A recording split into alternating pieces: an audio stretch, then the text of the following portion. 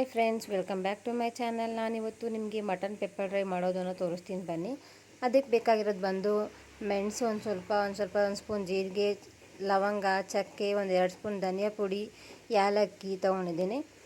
ಇವಾಗ ಇದನ್ನೆಲ್ಲ ಒಂದು ಪಾನ್ಗೆ ಹಾಕ್ಕೊಂಡು ಚೆನ್ನಾಗಿ ಫ್ರೈ ಮಾಡ್ಕೋಬೇಕು. ಫಸ್ಟ್ ನೀಟಾಗಿ ಫ್ರೈ ಮಾಡ್ಕೊತಾ ಬರಬೇಕು. ಈಗ ನಾವೇನೇನು ತೊಗೊಂಡಿದ್ವಲ್ಲ, ಚಕ್ಕೆ, ಮೆಣಸು, ಲವಂಗ, ಏಲಕ್ಕಿ,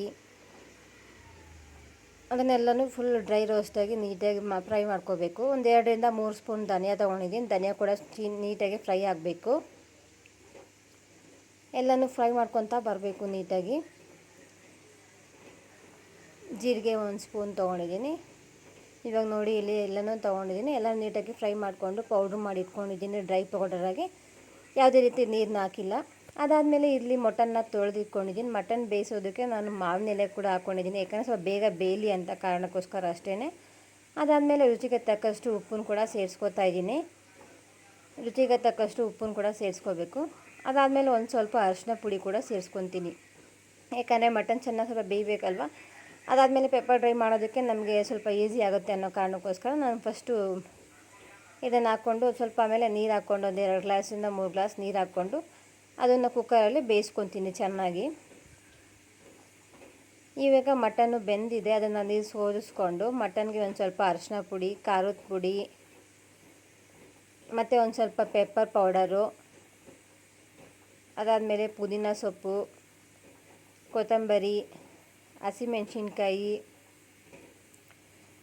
ಎಲ್ಲನೂ ಹಾಕ್ಕೊಂಡು ಚೆನ್ನಾಗಿ ಮಿಕ್ಸ್ ಮಾಡ್ಕೋಬೇಕು. ಒಂದು ಸ್ವಲ್ಪ ಕರ್ಬೇವಿನ ಸೊಪ್ಪು ಕೂಡ ಹಾಕ್ಕೊಂಡಿದ್ದೀನಿ.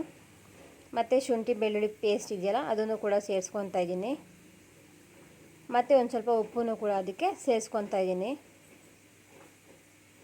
ಏಕೆಂದರೆ ಮಟನ್ ಬೆಂದಮೇಲೆ ಸ್ವಲ್ಪ ಅದಕ್ಕೂ ಸ್ವಲ್ಪ ಉಪ್ಪು ಖಾರ ಎಲ್ಲ ಹಿಡಿಬೇಕಲ್ವ, ಅದಕ್ಕೋಸ್ಕರನೇ. ಅದಾದಮೇಲೆ 1-2 ಸ್ಪೂನು ತುಪ್ಪ ಕೂಡ ಹಾಕ್ಕೊಂಡಿದ್ದೀನಿ. ಈಗ ಬೆಂದಿರೋ ಮಟನ್ಗೆ ನಾವು ಇದನ್ನೆಲ್ಲ ಹಾಕ್ಕೊಂಡು ಚೆನ್ನಾಗಿ ಮಿಕ್ಸ್ ಮಾಡಿ ಇಟ್ಕೋಬೇಕು, ಯಾಕಂದರೆ ಶುಂಠಿ ಬೆಳ್ಳುಳ್ಳಿ ಪೇಸ್ಟು ಎಲ್ಲ ನೀಟಾಗಿ ಇದಾಗಬೇಕಲ್ವ, ಅದಕ್ಕೋಸ್ಕರನೇ ನೀಟಾಗಿ ಎಲ್ಲ ಚೆನ್ನಾಗಿ ಮಿಕ್ಸ್ ಮಾಡಿ ಇಟ್ಕೋಬೇಕು. ತುಂಬ ಟೇಸ್ಟಿಯಾಗಿ ಕೂಡ ಇರುತ್ತೆ. ನೀವು ಒಂದು ಸತಿ ಟ್ರೈ ಮಾಡಿ ನೋಡಿ, ಆಮೇಲೆ ನನಗೆ ಕಮೆಂಟ್ನಲ್ಲಿ ಹೇಗಿತ್ತು ಅಂತ ಹೇಳಿ. ಚೆನ್ನಾಗಿ ಮಿಕ್ಸ್ ಮಾಡಿ ಇಟ್ಕೊಂಡ್ಮೇಲೆ ಒಂದು ಕುಕ್ಕರ್ ತೊಗೋಬೇಕು. ತಿರ್ಗಾ ಆ ಕುಕ್ಕರ್ಗೆ ಒಂದು ಸ್ವಲ್ಪ ಎಣ್ಣೆ ಹಾಕ್ಕೊಂಡು ಮಟನ್ ನಾವು ಇವಾಗ ಏನು ಮಿಕ್ಸ್ ಮಾಡಿ ಇಟ್ಕೊಂಡಿದ್ವಲ್ಲ ಅದನ್ನು ತಿರ್ಗಾ ಬೇಯಿಸ್ಕೊತಾ ಇದ್ದೀನಿ. ಫಸ್ಟ್ 1-2-3 ವಿಷಲ್ ಕೂಗಿಸ್ಕೋಬೇಕು. ಅದಾದಮೇಲೆ ತಿರ್ಗಾ ಈ ರೀತಿಯಾಗಿ ಎಲ್ಲ ಮಿಕ್ಸ್ ಮಾಡಿರೋದನ್ನು ಒಂದು ಕುಕ್ಕರ್ಗೆ ಹಾಕ್ಕೊಂಡು ಅದನ್ನು ಕೂಡ ಮಿಕ್ಸ್ ಮಾಡಿ ಇಟ್ಕೋಬೇಕು.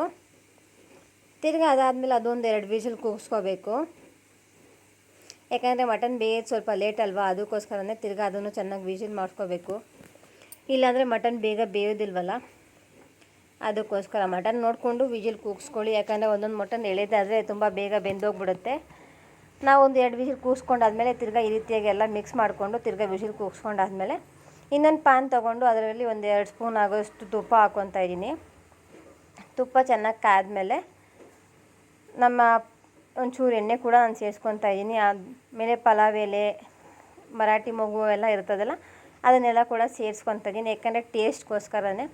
ಅದು ಟೇಸ್ಟು ಫ್ಲೇವರ್ ತುಂಬ ಚೆನ್ನಾಗಿ ಬರುತ್ತಲ್ವ, ಅದಕ್ಕೋಸ್ಕರ ಅದನ್ನೆಲ್ಲ ಸೇರಿಸ್ಕೊತಾ ಇದ್ದೀನಿ. ಅದಾದಮೇಲೆ ಉದ್ದಾಗಿ ಹೆಚ್ಚಿರೋ ಈರುಳ್ಳಿನ ಕೂಡ ಸೇರಿಸ್ಕೊತಾ ಇದ್ದೀನಿ. ಅದಕ್ಕೆ ಈರುಳ್ಳಿನ ಕೂಡ ಅದಕ್ಕೆ ಸೇರಿಸ್ಕೊತಾ ಇದ್ದೀವಿ. ಈರುಳ್ಳಿ ಚೆನ್ನಾಗಿ ಫ್ರೈ ಆಗಬೇಕು, ಬ್ರೌನ್ ಕಲರ್ ಬರೋ ತನಕ ನೀಟಾಗಿ ಫ್ರೈ ಮಾಡ್ಕೋಬೇಕು. ಈಗ ನೋಡಿ, ಆಲ್ಮೋಸ್ಟ್ ಅಲ್ಲಿ ಈರುಳ್ಳಿ ಚೆನ್ನಾಗಿ ಫ್ರೈ ಆಗಿದೆ. ಇವಾಗ ನಾವು ಏನು ಶುಂಠಿ ಬೆಳ್ಳುಳ್ಳಿ ಪೇಸ್ಟ್ನ ಕೂಡ ಸೇರಿಸ್ಕೊತಾ ಇದ್ದೀನಿ ಸ್ವಲ್ಪ, ಯಾಕಂದರೆ ಅದು ಫ್ಲೇವರು ಚೆನ್ನಾಗಿರುತ್ತೆ ಅನ್ನೋ ಕಾರಣಕ್ಕೆ. ಇವಾಗ ಇದು ಚೆನ್ನಾಗಿ ಪೇಸ್ಟಾಗಿ ಮಿಕ್ಸ್ ಆಗ್ತಾಯಿದೆ.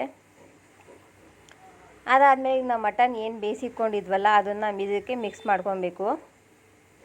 ಚೆನ್ನಾಗಿ ಡ್ರೈ ಆಗೋ ತನಕ ಫುಲ್ ಮಿಕ್ಸ್ ಮಾಡ್ಕೋಬೇಕು. ಇದು ನಾವು ಆಲ್ರೆಡಿ ಉಪ್ಪು ಎಲ್ಲ ಹಾಕಿರೋದ್ರಿಂದ ಇಲ್ಲೇನು ಉಪ್ಪು ಎಲ್ಲ ಏನು ಬೇಡ, ಚೆನ್ನಾಗಿ ಇದನ್ನು ಫುಲ್ಲು ಬೇಯಿಸ್ಕೋಬೇಕು. ಅದಾದಮೇಲೆ ನಾವು ಪೌಡರ್ ಏನು ಮಾಡಿಟ್ಕೊಂಡಿದ್ವಿ ಕೂಡ ಗೊತ್ತಲ್ವ, ಆ ಪೌಡರ್ನ ಲಾಸ್ಟಲ್ಲಿ ಇದಕ್ಕೆ ಸೇರಿಸ್ಕೋಬೇಕು. ನೋಡಿ ಯಾವ ರೀತಿಯಾಗಿ ಆಗ್ತಾಯಿದೆ. ಇವಾಗ ಪೌಡ್ರೆಲ್ಲ ಆದಮೇಲೆ ಸ್ವಲ್ಪ ಗಟ್ಟಿ ಆಗ್ತಾ ಬರ್ತಾ ಇದೆಯಲ್ವ, ಸ್ವಲ್ಪ ಹೊತ್ತು ಚೆನ್ನಾಗಿ ಬೇಯಿಸ್ಕೋಬೇಕು ಮೀಡಿಯಮ್ ಫ್ಲೇಮಲ್ಲಿ ಇಟ್ಕೊಂಡು. ಹೈ ಫ್ಲೇಮಲ್ಲಿ ಇಕ್ಕೋದ್ರೆ ಏನಾಗುತ್ತೆ, ತಳ ಹಿಡಿದ್ಬಿಡುತ್ತೆ. ಸ್ವಲ್ಪ ಖಾರ ಕಮ್ಮಿ ಇತ್ತು ಅಂದ್ಬಿಟ್ಟು ನಾನು ತಿರ್ಗಾ ಖಾರದ ಪುಡಿನ ಸೇರಿಸ್ಕೊತಾ ಇದ್ದೀನಿ. ಅದಾದಮೇಲೆ ಒಂದು ಸ್ವಲ್ಪ ಉಪ್ಪು ಕೂಡ ಹಾಕ್ಕೊತಾ ಇದ್ದೀನಿ. ನೀವು ಬೇಕಾದ್ರೆ ಖಾರ ಮತ್ತು ಉಪ್ಪು ನೋಡ್ಕೊಂಡು ಹಾಕ್ಕೊಳ್ಳಿ, ಯಾಕಂದ್ರೆ ತುಂಬ ಜಾಸ್ತಿ ಆಗೋದ್ರೆ ಮತ್ತೆ ಇದಾಗೋದಲ್ವ, ಅದಕ್ಕೋಸ್ಕರ ಲಾಸ್ಟಲ್ಲಿ ಈ ರೀತಿಯಾಗಿ ಟೇಸ್ಟ್ ಮಾಡಿ ನೋಡಿದ್ಮೇಲೆ ನಿಮಗೆ ಸಪ್ಪೆ ಅನಿಸಿದ್ರೆ ನೀವು ಹಾಕ್ಕೊಳ್ಳಿ, ಇಲ್ಲಾಂದರೆ ಬೇಡ. ನೋಡಿ ಯಾವ ರೀತಿಯಾಗಿದೆ ನಮ್ಮ ಮಟನ್ ಪೆಪ್ಪರ್ ಡ್ರೈ. ನಿಮ್ಗೆ ಈ ವಿಡಿಯೋ ಇಷ್ಟ ಆಗುತ್ತೆ ಅಂದ್ಕೊಳ್ತೀನಿ. ಅದಾದಮೇಲೆ ಫೈನಲಿ ಇದಕ್ಕೆ ಗಾರ್ನಿಷಿಂಗ್ಗೆ ಕೊತ್ತಂಬರಿ ಕೂಡ ಹಾಕಿದ್ದೀನಿ. ಲಾಸ್ಟಾಗಿ ನಮ್ಮ ಪೆಪ್ಪರ್ ಡ್ರೈ ರೆಡಿಯಾಗಿದೆ. ನೋಡಿ ಯಾವ ರೀತಿಯಾಗಿ ಕಾಣ್ತಾ ಇದೆ ನಮ್ಮ ಮಟನ್ ಪೆಪ್ಪರ್ ಡ್ರೈ. ತುಂಬ ಕ್ರಿಸ್ಪಿಯಾಗಿ ಕಾಣ್ತಾ ಇದೆ ಅಲ್ವಾ? ನೀವು ಇದೇ ರೀತಿಯಾಗಿ ಮನೇಲಿ ಮಾಡ್ಕೊಂಡು ತಿನ್ನಿ. ಯಾವಾಗ ಒಂದೇ ಥರ ತಿನ್ನೋಬೋದು ಈ ರೀತಿಯಾಗಿ ಟ್ರೈ ಮಾಡಿ. ಈ ವಿಡಿಯೋ ನಿಮ್ಗೆ ಇಷ್ಟ ಆಗಿದ್ದಲ್ಲಿ please like, share and subscribe to my channel. Thank you for watching.